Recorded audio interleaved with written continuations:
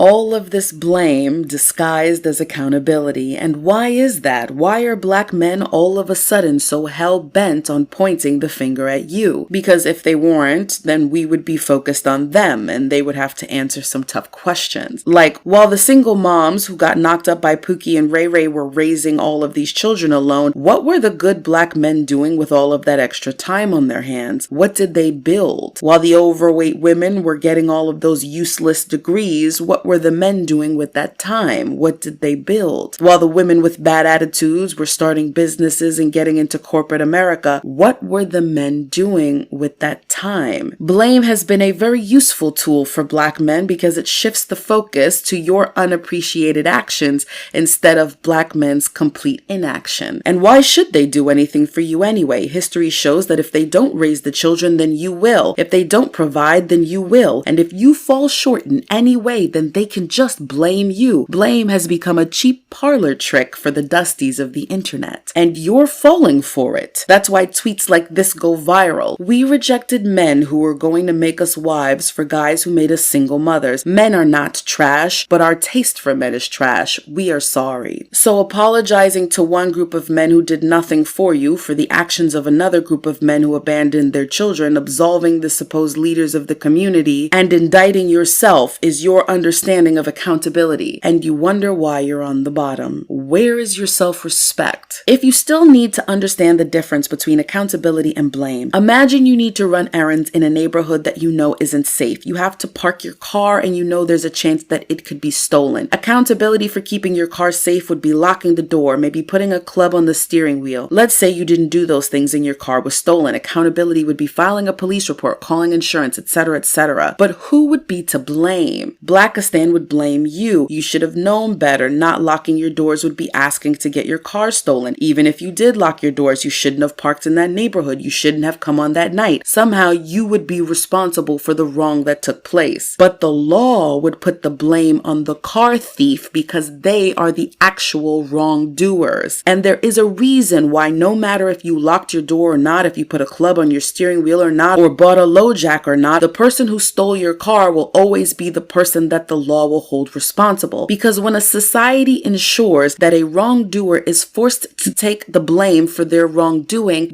I should be asleep, but I just came across this TikTok that got me thinking. Now, he was talking about how the world always saying, girls mature faster than boys, girls mature faster than boys. If that is the case, wouldn't that imply that we also are women that mature faster than men? And if that is the case, why are y'all telling women to submit to men? The math's not mathing. Because if that is the case, since I grew up faster than you, I matured faster than you, wouldn't that put me in position to lead if I matured faster than you? How y'all out here admitting from birth that men are slower than women, but then making us in our adult age listen to them? Y'all do y'all thing. The math ain't mathing. This is for the men who somehow think that they're the prize. Darling, I'm paying my own rent, my own car note, my own car insurance, my telephone bill. Okay? I'm looking good, smelling good, working out, eating healthy, buying my own clothes, credit looking good. Somehow you think you're the prize and I should submit to you? Happen. Guys, when you apply no contact, what that means is you stop contacting the girl. What you do is you are giving her an ultimatum. You are making her submit. You are making her show her cards immediately. You are telling her, I am not going to take anything else from you. I am only going to accept you accepting my way. That's the power of no contact, guys. You're basically saying, I'm not having it anymore. Either you submit to me or I walk away. That's the power of no contact on women. Either you submit to me or I walk away. Walk away. Ladies, if you're ever in a situation with a boy and he tells you, submit to me or leave me, or submit to me or I walk away, let them walk or you walk to make it easy for them. Because to be honest, do men realize that when a woman is submissive and she's being a good and wonderful woman to you, that's just her feminine energy responding to your masculine energy that you're giving to her? Did you know? And if your woman is not submissive, that's the energy you're giving to her. And naturally, her feminine energy is reacting to that. Did you guys know? So please, if your woman is not being submissive, my darling, look in the mirror. Look in the mirror. See the type of man you're giving to her. And that's what she's responding to. Ciao. You are giving her an ultimatum. You are making her submit. I can promise you that giving most modern women the silent treatment will only show her how peaceful life can be without you. Not only is shutting your partner out like that a form of emotional abuse, but you are quite literally preparing her to live life without you, which is a pretty stupid tactic if you're trying to preserve the relationship. But I think men who feel the need to play little mind games like this know that women no longer need them, and so they resort to doing stuff like this instead of, improving upon their repulsive personalities. But what really gets under my skin is oftentimes when women finally get the courage to leave these types of relationships, they're the ones who are blamed by their partners, even by other people, for the relationship's failure. When in reality, do you know how abhorrent you have to be for a woman to prefer to be alone or even raise children alone rather than be with you? It's not us, it's you. Submit to that. For all the men out there who be like, oh, girls don't want you unless you have money, they don't want to be with you unless you got money for them, I'll raise you a better question. Why you want to be with a girl so bad and you know you ain't got no money? What you gonna do with her? Look at her? That's it? You got other priorities, babe. These dudes will whole life go out here and have multiple kids by different women and then come to you when they're in their late 30s, early 40s talking about they ready to settle down and they want a family. Like, I'm sorry, Mr. Nigga. Haven't you already started creating different families and different households? You got about 3 or 4 baby mamas to choose from. Go pick one and start a family with them. Imagine not knowing why your man is emotionally unavailable, or just wanting a man that can express his emotions, but at the same time deeming it unattractive for a man to cry. Or raising your son not to be sensitive. Do you know that contradicts one another? If you're like this, you're going to be partially responsible for the next generation of emotionally unavailable males because you're reinforcing this false narrative that certain genders should express certain emotions. So cut that stupid shit out, because if men weren't supposed to cry, we wouldn't have fucking tear ducts. I just have to say it. Black men, Black American men specifically, because I really want African men to know that I'm not talking about them. Black American men continue to contribute to their emasculation and castration. And the reason why y'all do this is because you're too much in women's business. I don't hear African men, white men, Asian men, Hispanic men, Latin men, none of that in women's business as much as Black American men. Worried about what somebody's doing with their hair. What, like, do you realize that these men don't give a shit about that? Do you realize only y'all give a shit about that? Or you'll build your entire personality based on women business? How we talk, how we communicate, how we put our nails, Y'all will create whole personas off of women business? Other men don't do that, Black American men. When I tell y'all that my Instagram DMs are a mess, please believe me. Wait for it.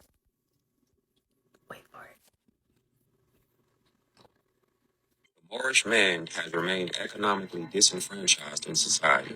Yet our women today demand more and more money to waste on fake hair, fake fingernails, fake eyelashes, fake buttocks, fake breasts, and fake personalities. Moorish women spend more time on their physical appearance than on caring for their man and children and cooking nutritious meals. The Moorish woman is so far removed from love that she sometimes can't identify it. Show her that affection and caring is more than sex. Right now, she thinks this is all she has and all she's good for. Today, just as 20 years ago, loneliness is the greatest fear and threat to the so-called Black woman. They will do anything rather than to be alone. This is what all the taking of her clothes is about. They're trying to get attention, to keep from being alone. That's why they stay on the phone all day and night, trying not to be alone. The Moorish woman is frightened and desperate to be loved, and she is also disappointed. The misogynoir presented in this video, as well as the delusion just sprinkled in, is chef's kiss for me, really. And since we're talking about literature, I just want to redirect everyone's energy to this book right here, written by Audre Lorde. And there's a specific page in this book that I encourage you all to read if you do end up reading this book. Yes, this one right here, Sexism, an American Disease in Blackface. Yeah, And just to summarize what Audre Lorde said in this book, for those of you who won't read it, y'all cannot and will not be for Black liberation if you're operating through a lens of misogynoir and sexism. That's just it. Black women are not going to be the targets of Black male rage. So yeah. I want to talk about singer Ari Lennox defending herself once again against Black men and Black people online who are making fun of her features, specifically her nose, comparing her to a dog, talking about her nostrils. And she talked about it on Instagram. She got upset. She started crying. I'm not with it. I'm not fucking with that shit, like, at all. Like, how people hate Black people so much, how Black people can sit up here and say that's not my problem. Or she does look like a Rottweiler. That's fine. That's fine. But and you want to talk about how, people are so sensitive. They want us to cancel freedom of speech. Why is this your speech? Why are you so comfortable tearing down Black women and no other race? Look around. Look around. When are Hispanic women ever compared to dogs?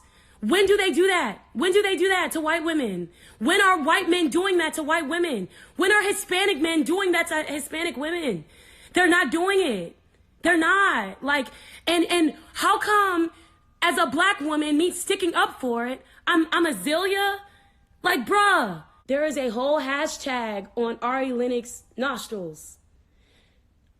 Stop trying to play niggas like they're not supposed to care.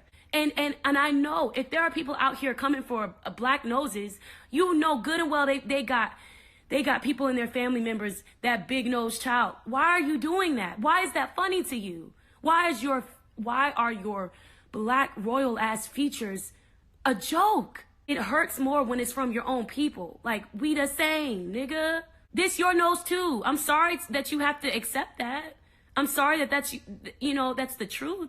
And it's so hard for you. This your nose too. Black men need to do something, bruh. Do something. If that's not how you feel, say it. The fuck? Why is it only Black women saying shit? You know what I mean? Why is it only Black women saying, like, I just want more Black men to say something. And not just about complexions. Say something about the features. Say something about the features. Something we all share. You know what I'm saying? And she was basically talking about the featureism in the community and how we need to talk more about it. And I 100% agree. So I want to talk about that. And there was also another similar situation that happened where two journalists, I think from Vanity Fair, a Black man and a white woman. Do you think that Black men celebrate Black women's beauty enough? No. I think that Black men celebrate Black women's beauty when it's not on a Black woman's body. Oh, all right. That's what I think. And I not all men, but truly a lot of Black men will celebrate an exotic. There's this idea of what some Black men think exotic looks like, and so they'll celebrate it on a woman that might be quote unquote exotic. But when it's right in front of you, it's like, oh, well, hold up, like it's completely different. And that's me being completely blunt and honest.